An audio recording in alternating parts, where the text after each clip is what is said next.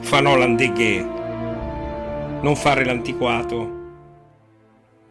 Infatti andeghe significa appunto robivecchio e persona antiquata.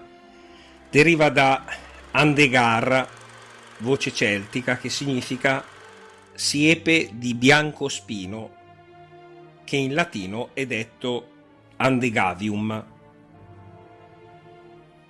Nella zona, appunto l'attuale via Andegari, c'è parte della cinta difensiva della città celtica, formata anche da alberi di biancospino che presentano grosse spine.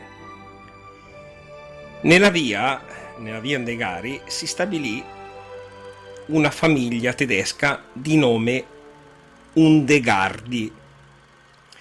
Comunque in via Andegari c'erano le botteghe dei robivecchi e gli abitanti di via Andegari avevano formato verso la metà del XIX secolo un circolo nella stessa via. Erano tutti benestanti e restii alle novità, tant'è che si vestivano ancora come nel Settecento. Ed è questo il motivo per cui i giovani li chiamavano Andeghe, prendendo il nome appunto dalla via.